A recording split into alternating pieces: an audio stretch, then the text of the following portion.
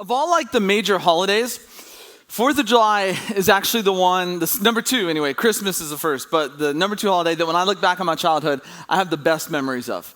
I love Christmas like anybody loves Christmas, any kid loves Christmas, and I used to love running downstairs, opening presents, all that. But I have some great memories of the 4th of July. We used to go over to my grandma and grandpa's house. They lived maybe a mile, 2 miles from where we lived, and they had a big lot and a half their house was on. So they had a great big backyard with a pool and a grass area where you would set up like a volleyball court. They had this cool pool deck, and they had a little rumpus room that had a pool table. And we would go over there, and my mom was one of 7 kids, so it was a big family, and a lot of people would go, and we'd spend the day barbecuing and having fun and swimming and playing games. And then at night, we would light off fireworks.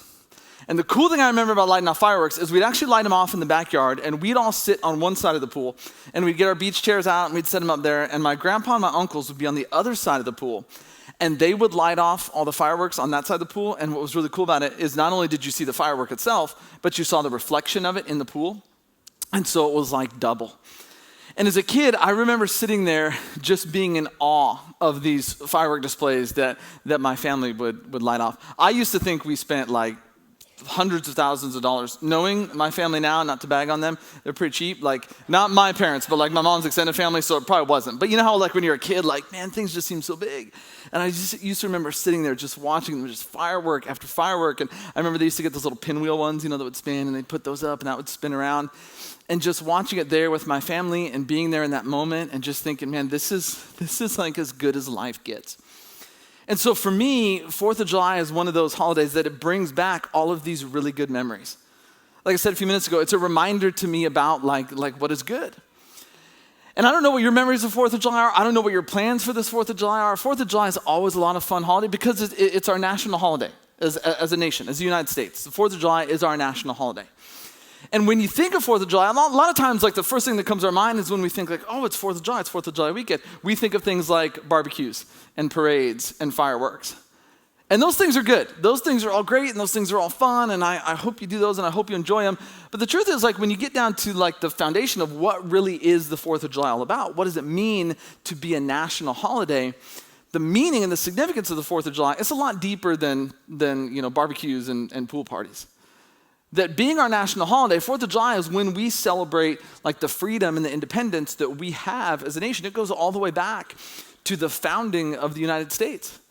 I don't know about you, but since Disney released that, Hamilton version on Disney Plus, my kids are like all into it. It's like all we listen to in the car now. We just listen to Hamilton over and over again. And so my kids now are very familiar with some of the facts about the founding of our country. But it all goes back, to July 4th, 1776. This is when Continental Congress adopts the Declaration of Independence. I mean, that's ultimately what 4th of July celebrates. That's when, as the first time, kind of the colonies all got together and said, no, we are declaring that we are a free and independent nation. Now, even though the Continental Congress adopted the Declaration of Independence on July 4th, it still took a long time after that for it to become a reality. Because ultimately the Declaration of Independence would lead to war and all that stuff. And it wasn't until September 3rd, 1783 that the Treaty of Paris was signed, and that kind of ended the Revolutionary War. But then it's not even until, I believe it's 1787, that you get the Constitution. So there's a process that goes into the United States becoming the United States. But it all starts with July 4th, 1776, when Continental Congress says, no, we are a free and independent nation. And so that's really what 4th of July is all about. That's what it means to be a national holiday. It's celebrating who we are and the nation that we have founded on the ideas and the ideals and the principles that govern our society. And so really, when I start to peel back the layers of like, what is the 4th of July about? Yeah, I have those great memories as a kid of pool parties and fireworks. And yes, there's barbecues, there's all that good stuff. But when I really think about what 4th of July is all about, the one emotion that comes to my mind over and over again is gratitude. Like, that's really what I feel. If you honestly ask me, like, what does 4th of July mean? I think 4th of July is about gratitude, because what we're celebrating on the 4th of July isn't just the fact that we are a free, independent nation. We are celebrating all of the men and women who made that possible and who continue to make that possible. Because again, the process of us even becoming a nation, the process of us continuing to be a nation, it requires hard work, it requires commitment, it requires sacrifice, it requires dedication. And people, men and women, they've dedicated their lives, in some cases given their lives so that we could be who we are. And so, again, I don't know what your thought is. I don't know what your response is. But when I think of really what this holiday is all about, that's the one word that comes to my mind over and over again is gratitude. Gratitude for the people who've come before me and what they've done and what they have given to me and what they have given to my children. Now, several years back, there was a study that was done on gratitude in the United States. And they actually asked people about gratitude. They asked people how important they thought gratitude was, how often they expressed gratitude, how often others expressed gratitude to them. And what they found is that overwhelmingly, 90% of people believe that living with gratitude is important. That gratitude as kind of an attitude for us as people, that it's important to live that way. But they also found overwhelmingly that gratitude was on the decline. That people talked about how they felt less and less grateful and they experienced less and less gratitude even in their own lives and in their own hearts. They referred to it, the people who did the study referred to it as the gratitude gap. That there's this gap between like, okay, most people acknowledge it's important to have gratitude, but we don't experience it, we don't feel it, and really, even a lot of people who said they feel it, they don't express it. Because let's just be real, if gratitude is not expressed, it doesn't really matter, does it? I mean, if I have gratitude to you in my heart for something that you did for me or something you did for my family, but I never tell you about it, is it really gratitude? See, gratitude is one of those things that it has to be expressed for it to be real. It has to be tangible for it to have any kind of benefit at all. So overwhelmingly, people in our country say, yes, gratitude's important. Yes, if you want to live a long, healthy life that's full of great relationships and great experiences, you have to live with gratitude. But gratitude is also declining. We feel it less. We experience it less. We express it less. Other people express it to us less. Now, the thing about gratitude is gratitude isn't just a behavior, and it's not just an attitude. I really think that gratitude is a posture. Whether or not we live with gratitude is really ultimately, it's about how we posture ourselves in the world. It's about, first of all, what we think about ourselves and what we think about other people. Jesus tells this great story in Luke 18. And it's a pretty famous story. It's one of what's called a parable. And parables are stories essentially that Jesus makes up. He makes them up because he wants to make a point. And so in Luke 18, Jesus tells this parable, and here's how it begins. And really, it's a parable about two different postures. And here's what he says. He says, 2 men went up to the temple to pray, one a Pharisee and the other a tax collector. So the temple, in the first century world that Jesus lives in, the temple in Jerusalem is the center of Jewish tradition, Jewish life, and particularly Jewish faith and worship. It was this massive complex right in the heart of Jerusalem. It towered above everything else. So if you were anywhere in the city, you would look up and you would see the temple. And people would go to the temple because they believed this is where God lives. And so I'm going to the temple to meet with God. You would go there to offer sacrifices. You would go there to worship. And it was pretty common to go there to pray. And so in the story Jesus tells, he says, listen, there's 2 guys that go up to the temple to pray. It makes total sense. One of them is a Pharisee. Pharisees are actually experts in Jewish law. These are people who dedicated their entire life to understanding and interpreting and knowing the Jewish law. And the Jewish law is what comes from what's known as the Hebrew Bible, or in the Christian tradition we call it the Old Testament. It's the first part of the Bible. It's these laws that God gives to Moses and the people of Israel way back in the story of the Exodus. And so these Pharisees would dedicate their lives to not only studying it and knowing it, but living their life under like a strict interpretation of that law. And they also tried to teach others to live a strict life according to that law. And when I say they tried to teach others, really what I mean is they guilted others. Because that's a lot of times what religious people do is, I'm not going to tell you what you should do. I'm just going to guilt trip you so you'll do it. So they would like put heavy like guilt trips on people. And this is what you need to do. And if you don't do this. And so the Pharisee going to the temple makes total sense. Pharisees are religious people. They're devoted to all their religious practices. They're going to the temple. Hey, that's the Pharisee is right where he belongs. Even though the Pharisees were really, really strict, they still, in the first century world, are respected by most Jewish people. Most Jewish people look to them like if you needed advice, particularly when it came to faith or God, more than likely you'd go to a Pharisee. So the Pharisee at the temple makes total sense. The other guy that Jesus says comes to the temple is a tax collector. In the first century world, like if there was like a moral spectrum, Pharisees are on one end, tax collectors are on the complete opposite end. Okay? Nobody at any time or any place likes tax collectors. Just don't. If you're here and you work for the IRS, I'm sorry. I love you. We love you.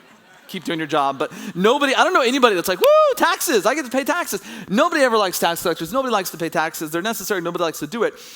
But in the first century world Jesus lives in, Israel, the land that we know as Israel and the Palestinian territories, is occupied by Rome. And so when you paid taxes, the taxes went to Rome. So essentially, if you're a Jew paying taxes, you're paying taxes to your enemy. You're paying taxes to your conqueror. It's bad enough when you pay taxes to your own nation, to your own people, but when you're paying taxes to the people that conquered you and that actively oppress you, it's even worse. And the tax collectors in Israel were Jewish people who had agreed to work for the Romans. So they're traitors, they're sellouts, and they're also notorious for collecting way too much taxes and keeping some for their own. So tax collectors got rich by lying and cheating and working for the enemy. So tax collectors are hated. They are seen by first century Jews as like the most immoral people in the world. And so when Jesus tells the story, two people go up to the temple to pray. One's a Pharisee. Hey, he belongs. The other's a tax collector. He is incredibly out of place. When he goes to the temple, no one's going to greet him. No one's going to be like, hey, thanks for coming to the temple today. So glad to see you. People are going to judge him. They're going to criticize him. They're going to look at him and they're going to think, what is he doing here? Why is he here? Then when they get to the temple to pray, Jesus tells us, here's what happens when they pray. The Pharisee stood by himself and prayed, God, I thank you that I'm not like other people, robbers, evildoers, adulterers, or even like this tax collector. So he sees him, he notices him. I fast twice a week and I give 1/10 of all I get. So the Pharisee stands up to pray, which this may or may not surprise you, but in the first century world, standing was the typical position you would pray in. Again, it was kind of just a respect thing that a lot of us probably sit when we pray, but in the first century world, typically they would stand. So he stands and he begins to pray, and more than likely he prays out loud.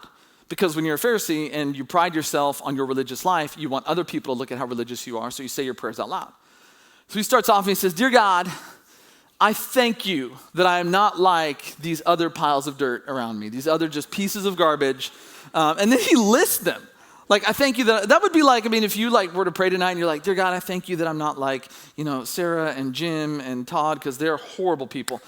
This is essentially what he does. Like, he's just slavely. And he even looks at the guy and goes, and God, I especially thank you, I'm not like that guy over there, because that guy is the worst.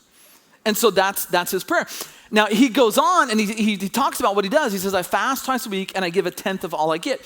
Now, understand, him saying that's him bragging about how he goes above and beyond the law. Remember I told you Pharisees lived a strict interpretation of the law. According to the law, you only had to fast once a year. You were only required to fast once a year, and it was on the Day of Atonement.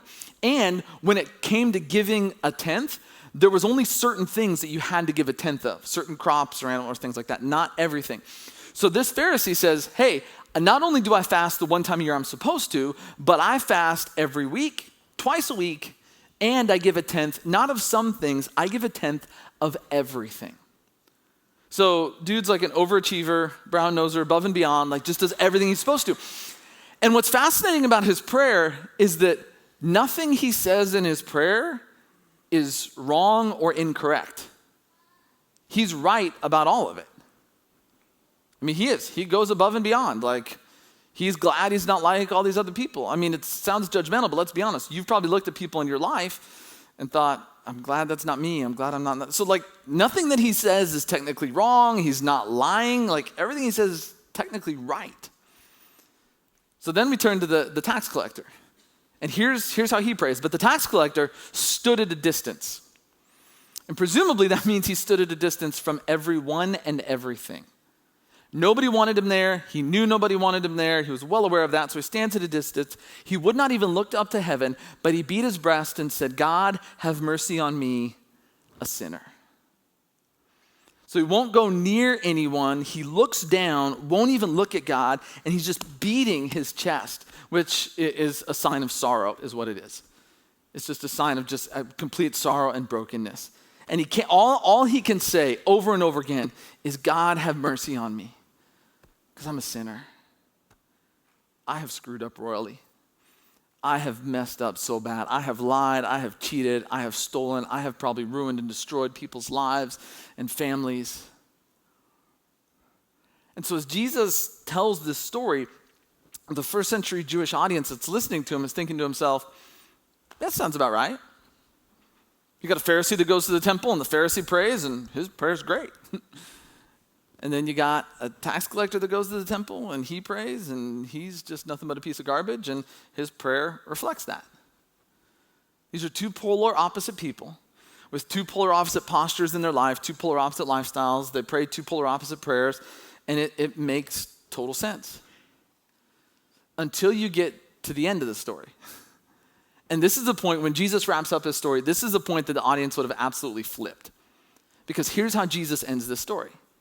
I tell you that this man, talking about the tax collector, rather than the other, the Pharisee, went home justified before God. For all those who exalt themselves will be humbled, and those who humble themselves will be exalted. This is the point that the crowd would have got really, really angry. They're with Jesus up to this point. That's Pharisee is good. Way to go. Twice a week. Good job, buddy. Yeah, woo, giving a tenth of everything. Way to go. That's right. You are a horrible sinner. You should be sorrowful. You should. Whoa. This guy went home justified? This guy went home right before God? This guy went home in a right standing with God, and the Pharisee didn't? How is that possible?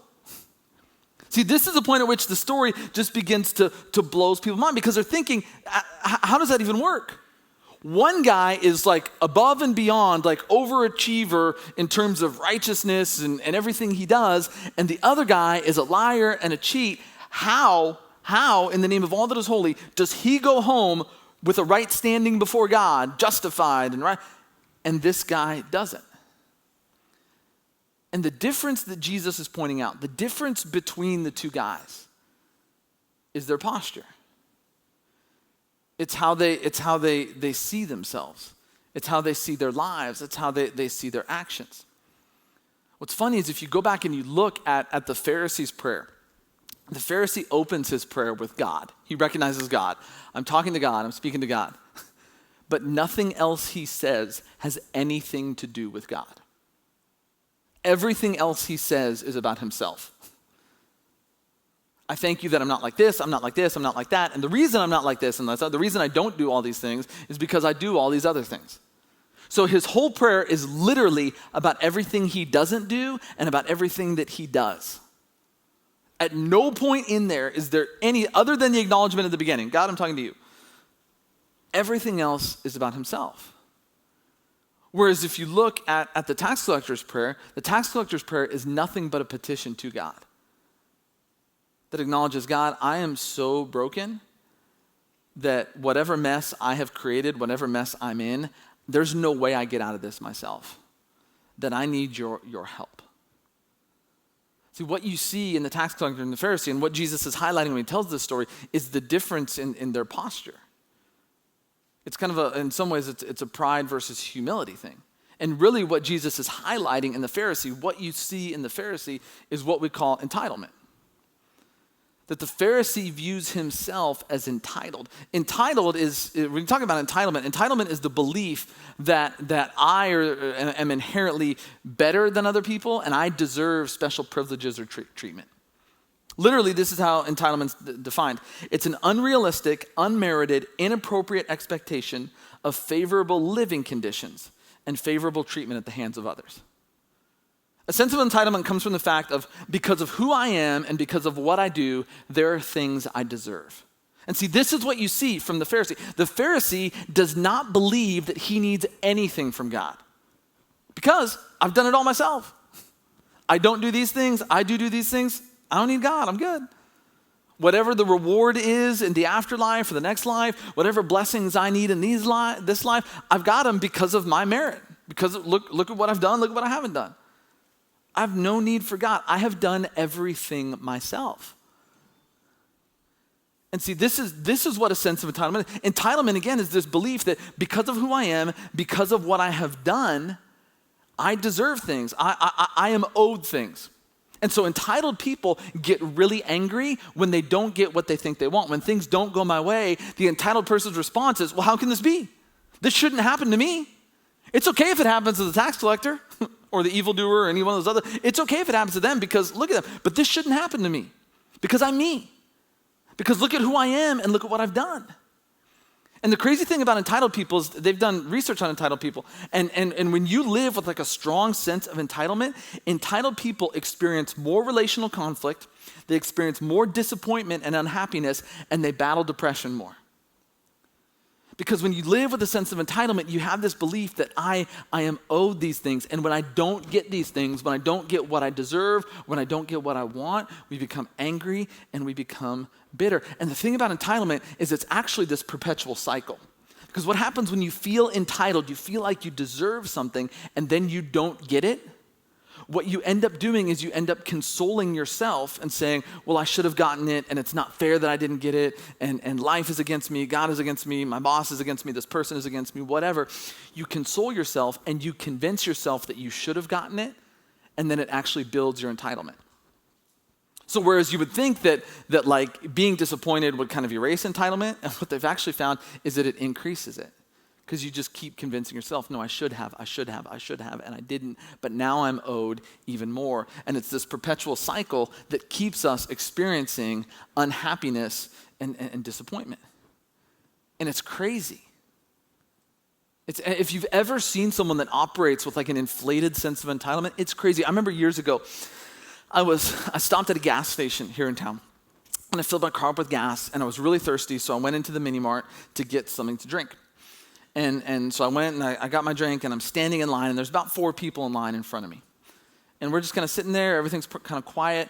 All of a sudden, this woman comes barging into the door, and she is screaming and shouting and yelling. And those of us in line and the guy behind the counter, we're like, I don't even know what's going on. Finally, she gets enough out, and we realize that she thinks she's been overcharged at the machine. She thinks that she put in, like, I want this, and she got charged too much, and so she's really upset about it, and she's wanting the guy to give her a refund. And the guy's behind the counter is explaining to her, he says, hey, listen, that is actually separate from what goes on in here. It's like owned by different things. So, and he gives her the number. He says, if you have a problem with the pump, here's who you call, and make sure you have your receipt, or I can print it out for you, and they can help you out. And that answer was not satisfactory to this woman at all. And so she keeps yelling at him. And at this point, it started to get really, really nasty because the guy behind the counter, his skin was not white, and he talked with an accent.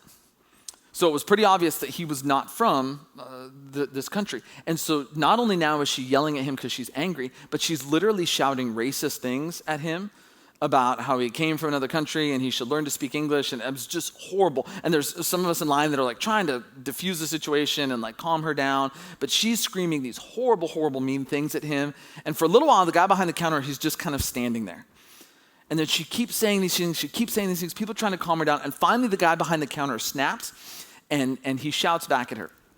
And he shouts back at her, this is one obscenity.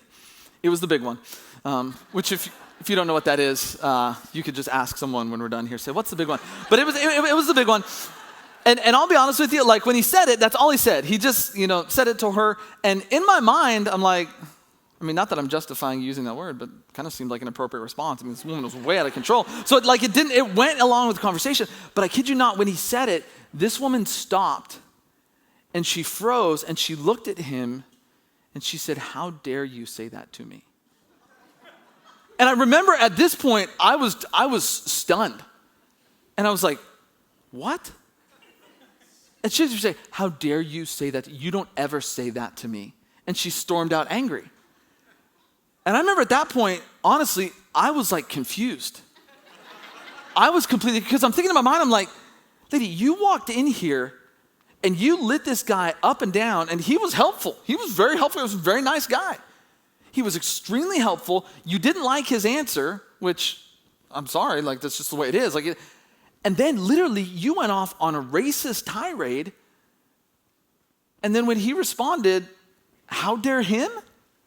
Like it was just like witnessing that was mind-blowing, because here you had this woman, again, I don't know anything about this woman. I never saw her before then. I never saw her after then.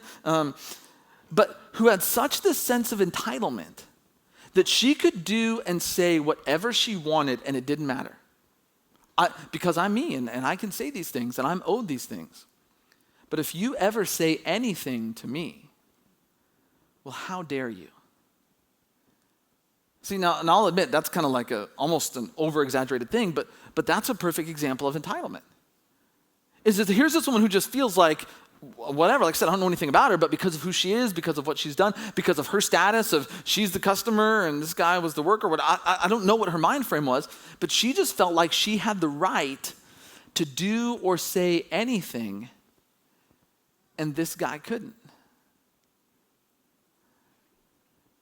And see, we live in this culture that feeds us this constant sense of entitlement. Psychologists have actually studied about where does entitlement come from, and there's no like overall general consensus. A lot of people, they'll feel like it has to do with social factors. It has to do with like the family that you're a part of and you know, what you get or don't get as a kid. But if social factors play any significant role, which most psychologists and sociologists believe that it does, that we live in this culture that just feeds us this constant sense of entitlement, that we deserve happiness. And we deserve all of this, and we deserve all of that. And so when we don't get it, we become angry. Most of us, if we're honest with ourselves, now we may not be as far as this woman I met at the gas station was. We may not be that far, but we're far more entitled than we would ever want to admit. That we think we are owed things, we think we are deserved things. And the crazy thing about entitlement is the stuff that applies to us doesn't apply to anyone else. Well, I don't care if you get it, because you're you. And I'm me. And I shouldn't have to wait in lines, but you can. I shouldn't have to do this, but you can. I can say whatever I want, and you can't. See, most of us, if we're honest and we took a deep look in our life, entitlement is a part of who we are. It's a part of our culture. For all the things that are great about the culture of the country in which we live and the society in which we live, I would argue that entitlement is a lot greater here than it is in most places around the world. I'm not saying it doesn't exist in other places around the world. It does, but it's far more prominent here. I remember years ago, we used to go down every spring break.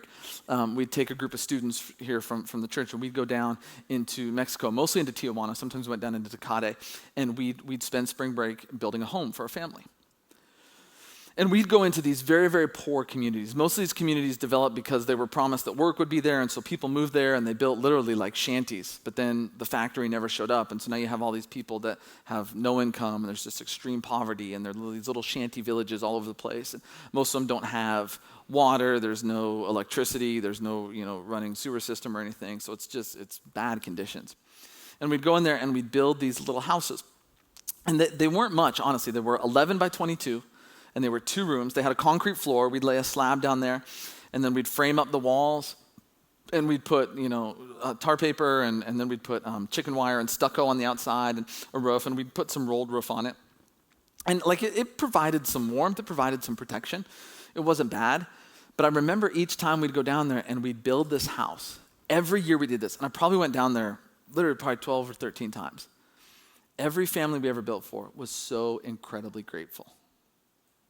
They were grateful because one family we built for one time was living in a bus. One family was just living in like tarps that they had wrapped up and everything. And so we were building these little homes. And their gratitude, every time it floored me, because every time people would express gratitude, they'd say, thank you so much for doing this. We can't believe that we can't believe that these high school students would give up their spring break and come down here and do this. Every time it floored me, because all I remember thinking to myself was, if I had to live in this house, I would be angry. If this was my house to live in, I would be upset. And I'd be like, God, why did you do this to me? Why is the world against me? But here's this family and a lot of the families we built for, there were like, sometimes there was multiple families living together, sometimes there were bigger families. So like 11 by 22, it wasn't even just like, 1 or 2 people. You'd have sometimes like 10 people that were living in this little house. But their gratitude was, thank you so much. You don't know what this means to us. This is such a huge blessing. And every time I would leave, almost literally almost in tears, because I thought to myself, man, what's wrong with me? That here's these people that can take so much joy out of this little thing, but if this is what I had, if this is what I had to live in, I'd be ticked. I'd be angry. And quite honestly, I was embarrassed with myself. Because I don't know that if it was up until then that I realized just how entitled I am. See, again, most of us are far more entitled than we'd ever want to be. One of the reasons, there's multiple reasons. One of the reasons Jesus constantly gets in so much trouble is because everything about him is counter to this religious idea of entitlement.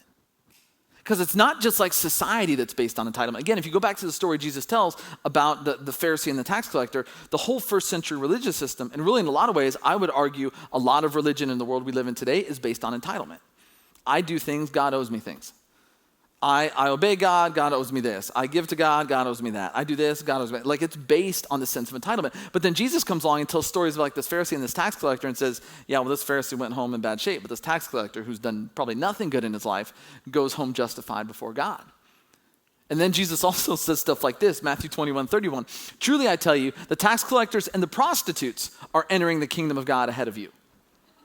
When you say things like that, like that's going to get people's attention. Because again, tax collectors and prostitutes, these are the people that when you see them, you're like, stay away. These people are horrible. They're terrible. And Jesus is like, oh yeah?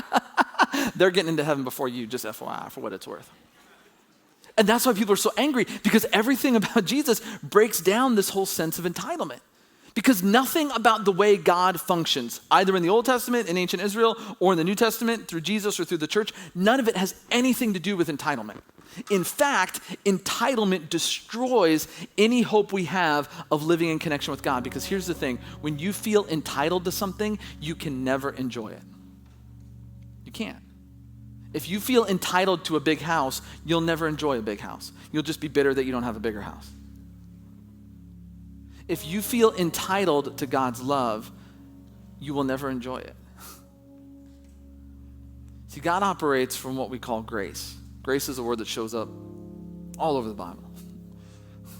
And grace is about freely giving.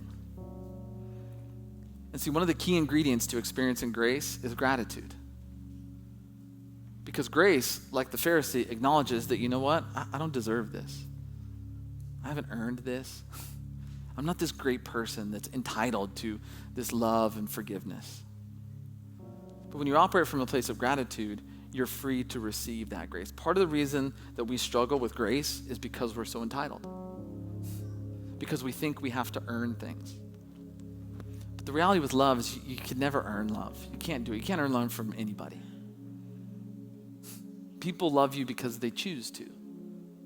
God loves you because he chooses to.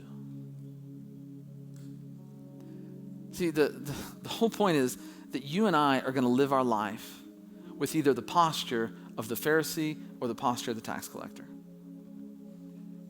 We're going to carry ourselves with one of those two kinds of postures. And it has to do with what we think about ourselves. It has to do with what we think about each other. It has to do with what we're able to receive from other people, what we're able to give to other people. It impacts what we're able to receive from God and what we're able to give from God. If you live with the posture of the Pharisee, you live with the posture of entitlement. And I'm not trying to be mean or critical or judgmental. I'm just telling you, that is a depressing, lonely, empty way to live. The other posture is the posture of the tax collector. Now, I'm not saying you have to be as down about yourself as the tax collector was. I'm saying here's the tax collector that carries himself with this posture of humility. That says, you know what? I don't deserve, I'm not anything great, or I'm just a person, and I need God and I need other people. And when you posture yourself like that, that's when you're able to receive love and grace and forgiveness. You and I get to choose the posture that we live with.